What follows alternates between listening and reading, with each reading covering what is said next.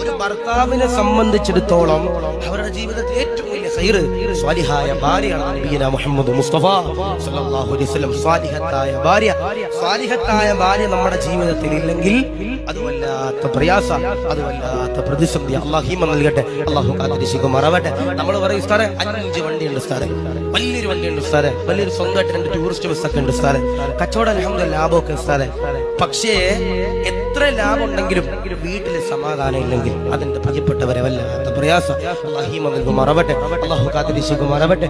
ഇപ്പോഴും എത്രയോ സ്ഥലങ്ങളിൽ റഹ്മാനെ വീട്ടിൽ പോകാൻ മടിച്ചിട്ട് കടയൊക്കെ അൽഹംദുലില്ലാഹ് രാവിലെ വന്ന് കട തുറക്കുമ്പോൾ ഭയങ്കര സന്തോഷം, രാവിലെ വന്ന് കച്ചവടം തുടങ്ങുമ്പോൾ ഭയങ്കര സന്തോഷമാണ്, രാവിലെ വന്ന് വണ്ടി ഓടിക്കുമ്പോൾ ഭയങ്കര സന്തോഷമാണ്.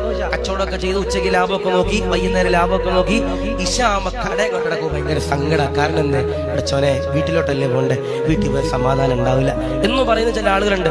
മദ്രസയിൽ ഇരിക്കുന്ന പ്രിയപ്പെട്ട സഹോദരിമാരോട് പറയാ, നമ്മുടെ ഭർത്താക്കന്മാര് ജോലി കഴിഞ്ഞ് നമ്മുടെ വീട്ടിലേക്ക് വരുമ്പോ ഒരിക്കലും അവരോട് ആദ്യമേ കടങ്ങളുടെ കഥകൾ പറയാൻ പാടില്ല.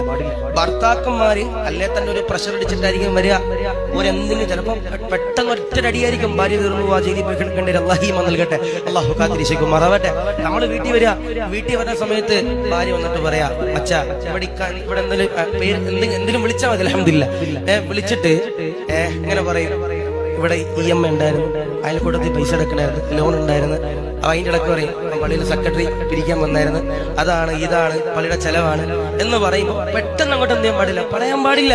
നമ്മള് ഒന്ന് അൽഹംദുലില്ലാഹ് വീട്ടിൽ വന്ന് ഭക്ഷണമൊക്കെ കൊടുത്ത് ഭക്ഷണമൊക്കെ കഴിപ്പിച്ചിട്ടേ പറയാളൂ. കാരണം ചിലപ്പോൾ വെച്ച ചോറൊക്കെ ചിലപ്പോൾ മലക്കുകൾ കൊണ്ടുകൊണ്ട് അള്ളാഹു കാത്തിരിക്കട്ടെ, അള്ളാഹു ഈമാൻ നൽകുമാറാവട്ടെ. ഞാൻ നിങ്ങളോട് പറയുന്നത് അൽഹംദുലില്ലാഹ് ഒരാൾക്ക് നല്ല സ്വാലിഹത്തായ ഭാര്യ ഉണ്ടെങ്കിൽ അതാണ് അവന്റെ ദുനിയാവിൽ ഏറ്റവും വലിയ നിധി എന്ന് നബിയുനാ മുഹമ്മദ് മുസ്തഫ സല്ലല്ലാഹു അലൈഹി വസല്ലം. അള്ളാഹു കബൂലാക്കട്ടെ, അള്ളാഹു സ്വീകരിക്കുമാറാവട്ടെ.